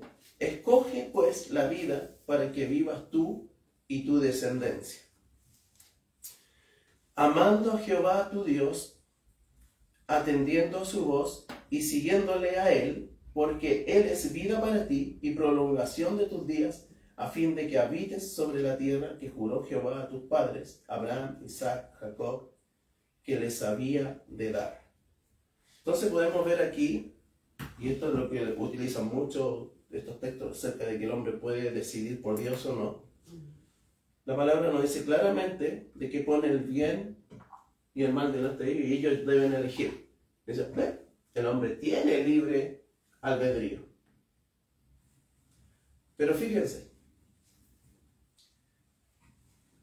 pero si en realidad estos israelitas, nos está hablando de los israelitas, hubieran tenido libre albedrío, que es elegir con excelencia moral, como dijimos, una moral como la de Dios, que es saber elegir lo que es mejor, diría Dios, en un cuestionamiento, diría Dios, a los cielos y a la tierra llamo por testigo contra vosotros. O sea, prácticamente, dice, a los cielos y a la tierra los llamo para que sean testigos contra vosotros. ¿En qué sentido? De que ustedes no van a obedecer. Y yo digo, entonces, ¿cómo le muestro a los hermanos de que así va a ser? Porque si lo dejo así, queda ambiguo, queda como no claro. Entonces, fui a Deuteronomio 31, porque me gusta hurguetear. A ver, si hay algo que a mí no me agrada, es bajar prédicas hechas. O a mí me gusta hurguetear por aquí, por acá, yo esforzarme por analizar, investigar y todo eso. Entonces, cuando yo llegué a este texto, yo me vi en una encrucijada. Dije, pareciera que sí tiene el libre albedrío. ¿Cómo salgo de este meollo? Dije yo. Porque pareciera que los que dicen que hay libre albedrío en el hombre tienen la razón. En este texto tendrían toda la razón. Y no tengo cómo refutarlo. De verdad, ante Dios se lo digo. Yo me vi encerrado en este texto. Yo dije, no puede ser así, porque aunque Dios le está ofreciendo que elijan entre el bien y el mal, el hombre no tiene libre albedrío. Entonces yo dije, veamos más adelante, porque tenemos que ver el contexto y todo eso. Entonces el Señor me iluminó, me dijo, anda. Yo dije, voy a ir al capítulo 31. Y fui al 31, en el versículo, capítulo 31, 25 y 29. 31, 25 y 29. Dije, 25, 29, dije, no puede ser. Las escrituras no pueden equivocarse. Es imposible que se equivoquen. Entonces, ver si voy a leer del 25 al 29. Estamos hablando dentro del contexto. Dio órdenes Moisés a los levitas que llevaban el arca del pacto de Jehová, diciendo: tomad este libro de la ley y ponedlo al lado del arca del pacto de Jehová vuestro Dios, y esté allí por testigo contra ti, porque yo conozco tu rebelión y tu dura cerviz. He aquí que aún viviendo yo con vosotros hoy, sois rebeldes a Jehová, cuanto más después que yo ya haya muerto. Está hablando Moisés. Congregad a mí todos los ancianos de vuestras tribus, a vuestros oficiales, y hablaré en sus oídos estas palabras, y llamaré por testigo contra ellos a los cielos y a la tierra. Lo mismo que dijo la palabra de Dios. Porque yo sé que después de mi muerte, y aquí yo dije, de verdad que no tenemos libre albedrío. Dice Moisés, porque yo sé que después de mi muerte, ciertamente os corromperéis y os apartaréis del camino que os he mandado, y que os ha de venir mal en los postreros días por haber hecho mal ante los ojos de Jehová, enojándole con la obra de vuestras manos. Pareciera que en el capítulo 30, 19, 20, Dios le dice, escoge, tú tienes la libertad de escoger. ¿Cierto? Parecía. Y me digo, chuta, sí es verdad que el hombre tiene libre albedrío. Pero yendo al capítulo 31, Moisés aclara toda la película. Dice, esto se lo digo aunque yo ya sé que ustedes van a hacer lo que quieren. O sea, ustedes no tienen la libertad de elegir a Dios. Simple. Y digo yo, entonces, no hay libre albedrío.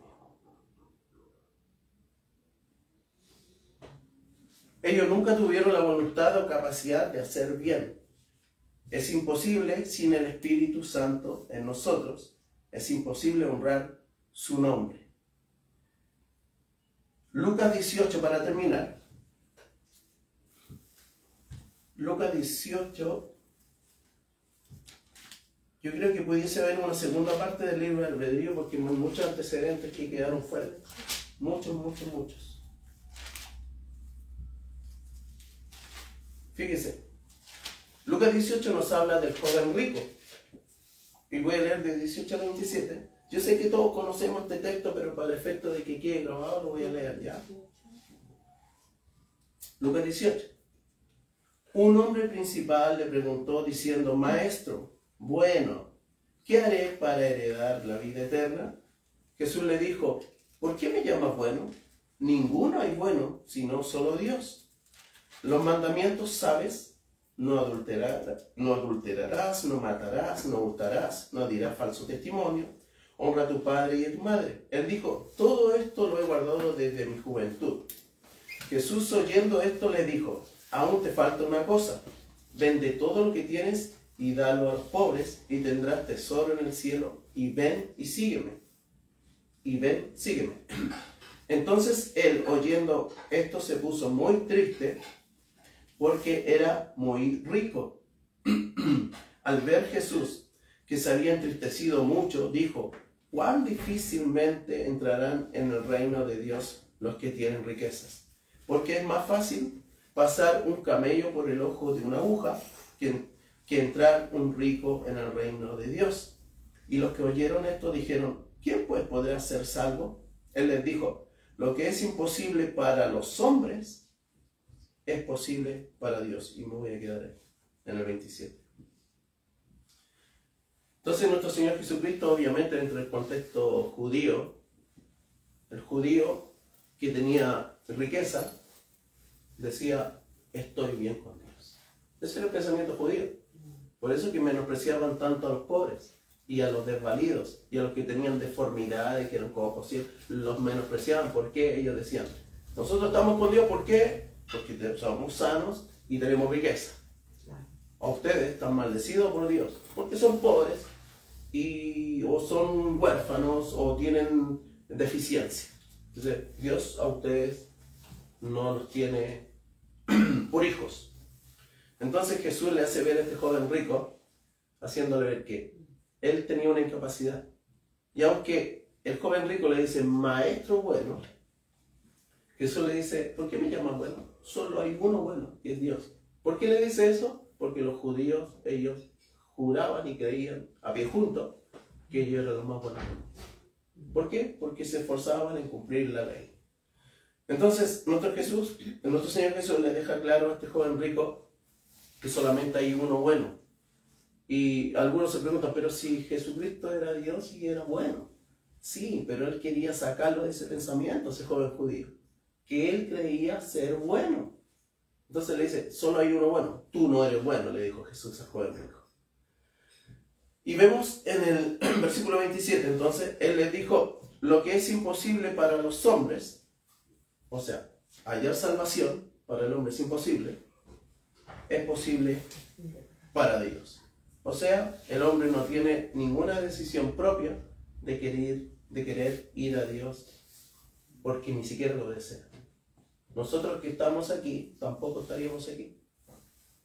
Porque fue la potencia, la soberanía, el querer de Dios, de tomarnos, cambiar, no sé qué nos hizo, nos cambió la mente. Íbamos mirando allá y el Señor nos dejó mirando hacia el otro lado. No teníamos ninguna libertad de ir a Dios. Así que todo lo que ha sucedido con nosotros es pura obra de Dios. Nosotros, ¿qué hemos hecho? Y lo que hacemos ahora, como nos dice Efesios 2:10, dice que desde antes de la fundación del mundo, Dios creó obras para que nosotros anduviésemos en ella. Efesios 2:10. Así que lo que hacemos nosotros hoy en día son obras que Dios preparó para que nosotros las hagamos. Ni siquiera son nuestras. A ese nivel. Así que yo no puedo decir, no, es que yo, no, hay árbol de vida, no, nada, yo no lo haría. Por mi propia voluntad humana, no lo haría. Pero es Dios que da la fuerza, la salud, el ímpetu, las ganas de seguir adelante, de llevar adelante esto de entregar un poquito más de conocimiento, dilucidar lo que las Escrituras muchas veces deja un poco ambiguo, poder esclarecerlo de alguna manera.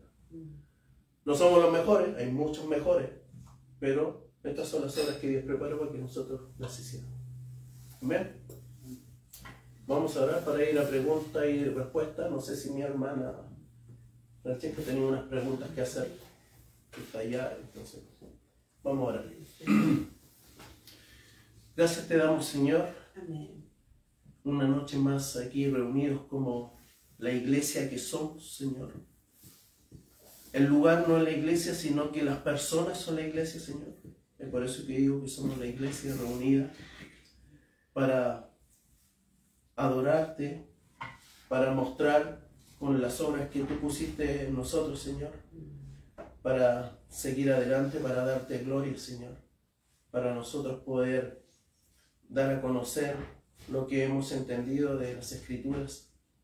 Yo sé que hay muchos hermanos capacitados que igualmente lo entienden, pero hay otros que están comenzando y que tienen hambre de conocer y de entender cosas, Señor, que nosotros podemos entregarles. Te doy muchas gracias porque nos usas de esta manera, Señor, para poder llevar tu reino, Señor, a todo aquel que precise, porque ya tú has puesto en ellos el deseo, el querer como el hacer por tu buena voluntad, Señor. Te damos gracias por nuestros hermanos aquí presentes, por los hermanos que van a ver este video, la transmisión o este video grabado después, Señor.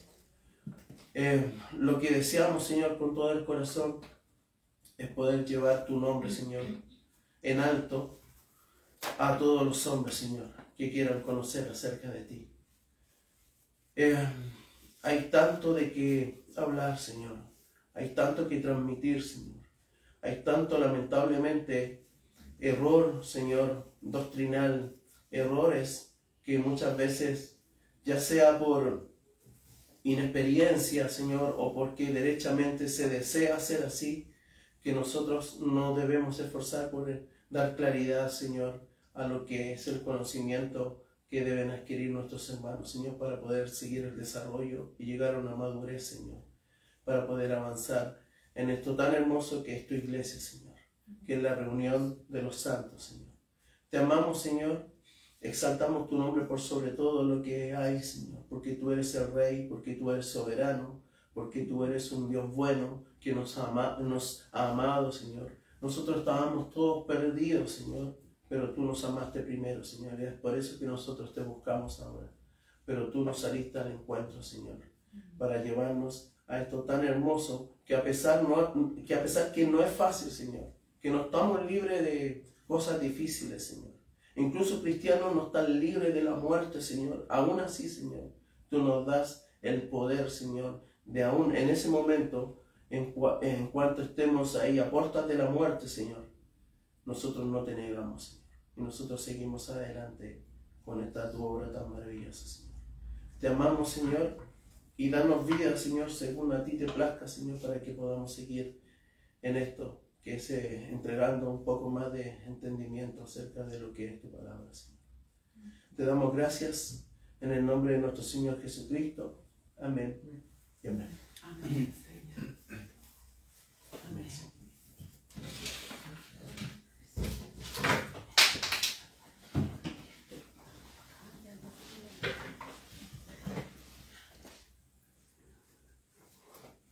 ¿Cuál es el error de enseñar que los hijos de Dios tenemos libre albedrío?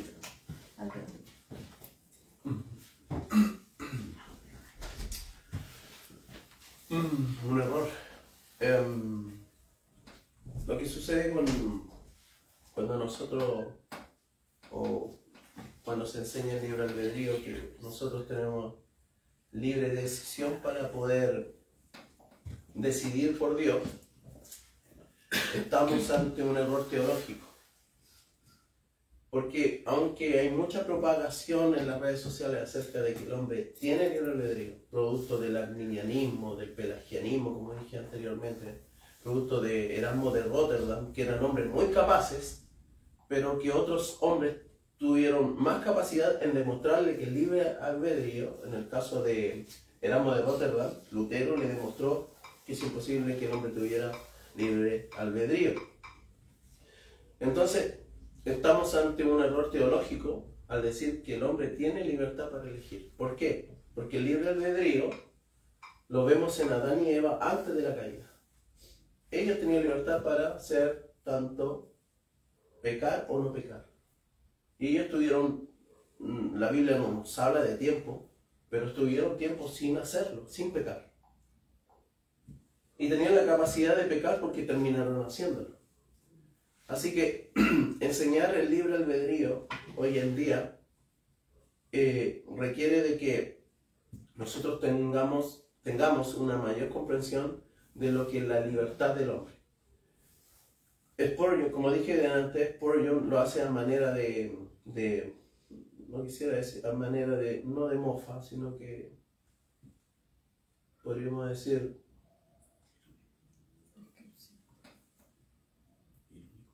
irónico, gracias mi hermano, de manera de ironía, de que si el hombre tiene libre albedrío, para lo único que le serviría es para pecar. Y yo de verdad que concluyo lo mismo, porque si el hombre tiene la libertad para algo y la aprovecharía muy bien, es para pecar. Es para hacer todo lo contrario a lo que Dios provocaría en un hombre al cual Él ha redimido. Gracias. ¿Por qué desde el púlpito se menciona la palabra libre albedrío con tanta seguridad si puede llevar a un error a tantas personas y además lo transmitan a otros como una verdad absoluta?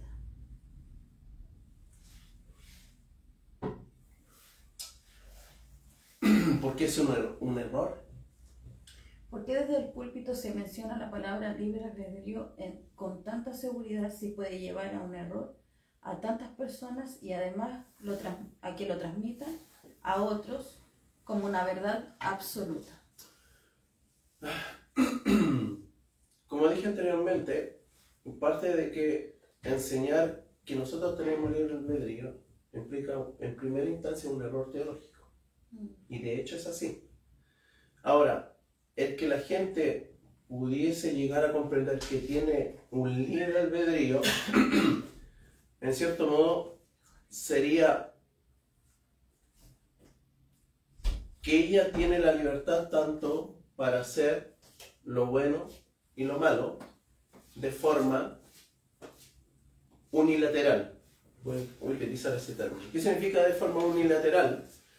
Que esa persona no precisa de Dios para poder tener la libertad de decidir el bien. Eso es lo que representa la palabra unilateral. Que por sí sola la persona puede determinar hacer el bien. Pero estamos incapacitados de eso. Sin Dios, hacer el bien que a Dios agrada es imposible. Porque ustedes me pueden decir, es que el mundo también hace cosas buenas.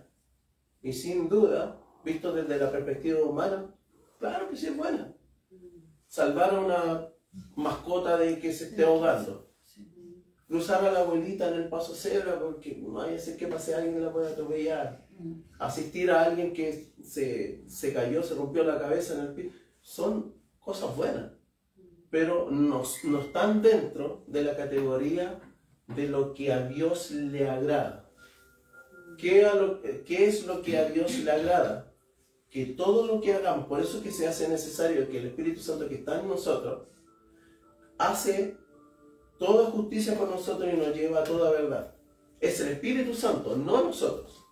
Pero cuando vemos a esas personas en el mundo que hacen esos tipos de bienes que acabo de mencionar, mayormente es algo que el hombre lo hace y después se regocija de lo que hizo, pero en beneficio propio, en pos de el egocentrismo, en pos de que como el joven rico se creía bueno y Jesucristo lo puso en su lugar, y digo, no hay ninguno bueno, solamente el Padre es bueno. Entonces muchas veces la gente dice, oye, y lo cuenta como experiencia, yo hice esto bueno, yo tuve esta actitud buena, pero si no tenemos la justicia de Cristo en nosotros, no hay nada bueno que nosotros podamos hacer. No hay nada agradable que al Padre le pudiese parecer si no viniese directamente de lo que hemos recibido de Cristo. El mundo no tiene nada que entregarle a Dios, porque todo lo hace en su envanecimiento, en su egocentrismo, en el creer que ellos son buenos, que tienen la capacidad de hacer cosas buenas. Por eso Dios nos dice que nuestra justicia, porque eso lo denominan también como, la Biblia lo denomina como justicias, hacer algo bueno lo denominan como justicia, dice que sus justicias son como trapos de inmundicia ante su presencia. Y cuando la Biblia nos habla de trapo de inmundicia, el trapo de inmundicia está asociado a que es un trapo lleno de excremento. Esa es la inmundicia que nos hablan las Escrituras. Trapo de inmundicia, trapo lleno de excremento. Eso es la justicia del hombre para Dios. Sin la justicia de Cristo. Es necesario que la justicia de Cristo sea aplicada a nosotros para que realmente sea vista por los ojos del Padre como una justicia real. La justicia de Cristo aplicada a nosotros.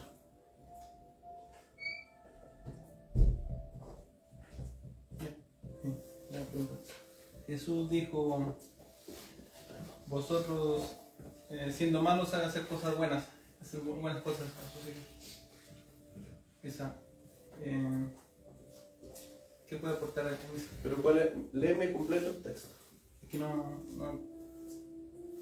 voy a buscarlo bien porque no lo encontré en... No sé si venga la gente, no me acuerdo. Jesucristo lo que nos está queriendo decir que nosotros, fíjate que antepone que nosotros somos malos, ¿cierto?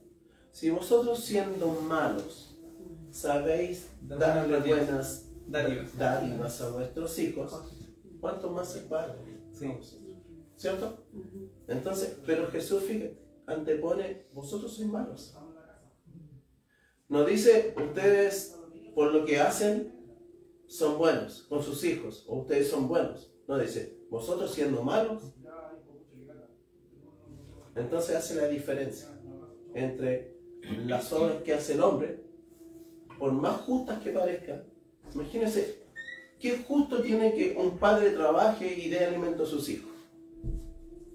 ¿Es bueno o no? Pero Dios, Jesucristo dice, vosotros siendo malos. Entonces, ¿qué está queriendo decir? Que todas sus obras que ustedes hacen, que para ustedes parecen buenas, para Dios, si no está la justicia de Cristo implantada en el hombre o en la mujer de Dios, es un trapo de inmundicia. Cuando estaba predicando el libro de Juan, está lleno en cuanto versículos que refutan el libre albedrío. Por ejemplo, en el Evangelio de Juan 1 dice, los cuales no son engendrados de sangre, ni de voluntad de carne, ni de voluntad de varón, sino de Dios. O sea, que es en Dios que interviene. Otro que habla también con el Nicodemo. El que no nace del agua y del Espíritu no puede entrar al reino de Dios. O sea, hay otros textos que hablan que es Dios quien toma la iniciativa y el hombre no puede.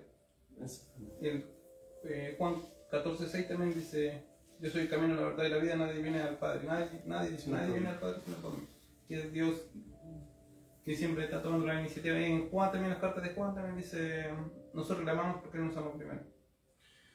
Exactamente, entonces vemos que por cuestión de tiempo había muchos textos que ver, vimos algunos textos que pareciera de que el hombre tuviese la libre decisión de ir a Dios si quiere. Pero cuando comenzamos a profundizar y vamos hacia algunos padres de la iglesia o algunos teólogos que se esforzaron por dilucidar esto que no estaba claro en las escrituras, podemos evidenciar claramente de que el hombre no tiene la capacidad de ir a Dios, no tiene libre albedrío. No lo tiene, porque el libre albedrío implica que puede decidir por sí mismo, pero el hombre no tiene esa capacidad, perdió esa capacidad, esa excelencia moral que tenía al principio de Adán y Eva.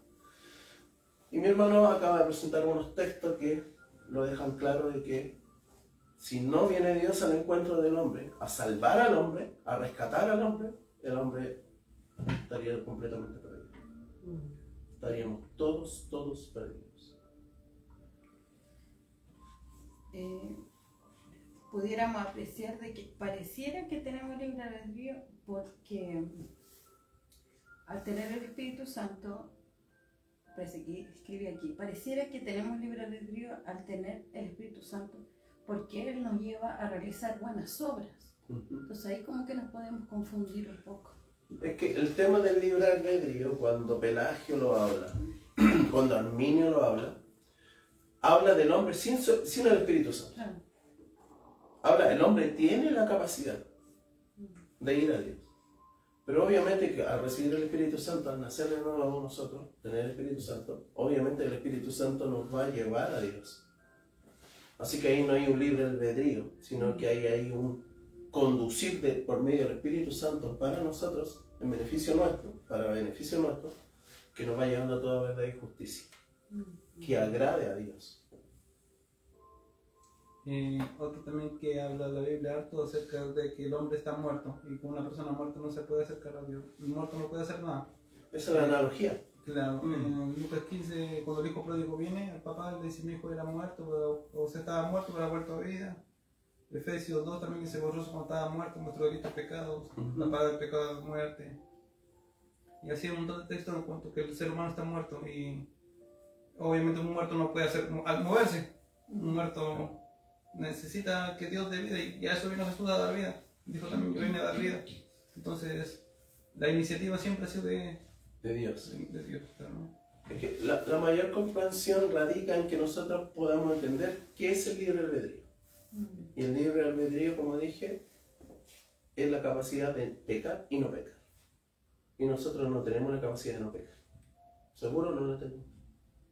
Aún teniendo el Espíritu Santo en nosotros, cometemos errores. Entonces, en esa comprensión de lo que es realmente el libre albedrío y que nosotros no la poseemos, y el mundo menos, es que creo que para mí está claro. No sé para ustedes. Tienen que analizarlo, verlo, estudiarlo. Otro texto para corroborar también en Santiago dice: la fe sin obra es muerta. También dice así como la persona sin el espíritu está muerto, también así la fe sin las obras es muerta. O sea que ni una obra podemos hacer nosotros que nos pueda... Y fíjate que la fe no proviene del hombre. Esa fe de que nos está hablando Santiago, porque hace la comparación de la fe muerta y la fe viva, y ahí dentro del contexto está hablando acerca de los ricos, opresores, que ellos abusan del más débil, del pobre. Ese es el contexto más o menos de Santiago. Fíjate, dice que cuando ven a alguien venir que es pobre o miserable, según la traducción, le dice: ven, siéntate aquí al lado mío en el sol. Y cuando ven a un rico, lo llevan a sentarse en el mejor lugar. Ese es el contexto de Santiago. Entonces, podemos... yo invito a las personas que lo que estamos diciendo desde acá es serio. Estudiamos, vemos por aquí y por acá, pero cada cual tiene que sacar sus propias conclusiones. Cada cual tiene que, no sé si ver el video o estudia por sí mismo, y para que llegue a una conclusión de lo que nosotros estamos entregando acá, que es serio y verdadero. Deben ser como eran los judíos cristianos de Berea, que todo lo que Pablo les decía, aunque era Pablo, ellos empezaban a visualizar, a ver que lo que le decía Pablo si era cierto o no cierto. Así debemos ser, no debemos confiar nunca. Hay muchas iglesias que tienen fe ciega, en aquel que está delante. Y todo lo que él les dice, ellos amén.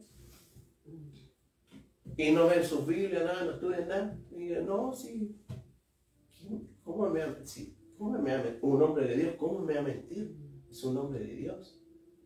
Y ahí está la equivocación de muchas personas en esa iglesia. Debemos ser como lo debería. Todo lo que la persona que está enfrente diga, comenzar a escudriñarlo y verificar si está bien. Lo mismo yo le invito, lo que yo estoy diciendo acá, no tengan fe ciega. Verifíquenlo, véanlo, analícenlo, estudienlo, para que lleguemos a conclusiones.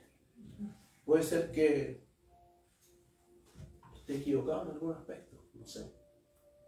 No soy infalible. Me puedo equivocar, puedo cometer pecado en ese aspecto, equivocarme.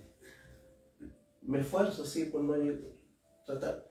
O sea, lo que yo invitaría a las personas, Paul Washer una vez lo dijo, y cuando él lo dijo, y yo lo escuché que lo dijo, nosotros ya lo habíamos hecho, y por primera vez escuché eso que dijo Paul Washer. Paul Washer dijo: si realmente quieres conocer a Dios y no cometer errores teológicos, estudia sus atributos. Y cuando yo lo escuché de él, yo dije: gracias, Señor. Nosotros habíamos estudiado todos los atributos 5 meses antes que yo escuché por Watcher. Y yo dije: gracias, Señor. El estudiar los atributos de Dios nos lleva a no cometer errores. No cometer errores teológicos. Hay mucha gente que se equivoca por el hecho de no conocer los atributos de Dios. A mí me ¿cuántos estuvimos estudiando los atributos? Fueron 16 atributos, uno por semana. Tuvimos 4 meses estudiando los atributos. 4 meses. Y el atributo que más cuesta comprender, mis hermanos, es el atributo de la inmutabilidad. Y ese es el atributo que más se cometen errores. Pero cuando se llega a comprender la inmutabilidad de Dios, en esa enseñanza que damos, realmente usted se disipan muchas cosas que creía y que después dice: ah, ya es así, ya, ok. Y eso nos lleva a cometer menos errores. José, que ha estado desde el principio con nosotros, usted, por testimonio propio, hermano, puede que en base a haber estudiado los atributos de Dios, ¿son mínimos los errores que se cometen en cuanto a haber ya conocido los atributos de Dios? Amén. Son mínimos, por no decir, no voy a decir ninguno, pero son mínimos. Pero cuando no se conocen los atributos de Dios, de verdad, que se comete mucho error. Amén. Que siempre que, bueno, cuando pregunto a alguien de libre albedrío, tiene este concepto de tener la libre voluntad de tomar decisiones, ¿cierto? Por ejemplo, y es verdad, el hombre y la mujer toman decisiones, pero la única, digo, que la decisión que no puede tomar más allá es llegar hasta Dios. Puede, porque hay gente que toma decisiones de ir a la escuela, decisión de ir a la universidad, o de comer algo, o de vestirse. Pero la decisión que no puede tomar uno es como tener el contacto con Dios, porque eso solamente proviene de Dios, enseña la Biblia. Por ejemplo, en Romanos dice, todo sin fe es pecado. Todo lo que no proviene de la fe es pecado, dice en el libro de Romanos. No recuerdo el versículo dónde está, pero está ese versículo que se me viene a la mente ahora que está. Todo lo que no provenga de fe es pecado. Sí. Entonces, le decía que el ser humano tiene la voluntad de tomar muchas decisiones, pero la voluntad que no puede hacer es en cuanto a su salvación. Eso no está fuera de su alcance. Claro, claro. Nosotros, como la vida que llevamos y todo, está implícito en que debemos tomar muchas determinaciones. Ya sea el lugar que ocupemos en la sociedad, el lugar que ocupemos jerárquicamente en la familia, en tu trabajo, vamos a tomar muchas decisiones. Pero la decisión más importante, esa la hace Dios, que es llevarnos a su conocimiento. Y esa es la que nos salva. Entonces es la más importante, la que realmente importa. Amén. Amén. Damos gracias a mis hermanos que han estado por medio de las redes sociales y quienes van a ver este video. Les doy gracias. Ayúdennos, sobre todo que cuando este video esté en YouTube nos den un me gusta para que podamos ser promocionados. Amén. Esto es Árbol de Vida. Con ustedes el hermano Luis. Nos vemos el próximo lunes en otro estudio de la palabra de Dios. Bendiciones.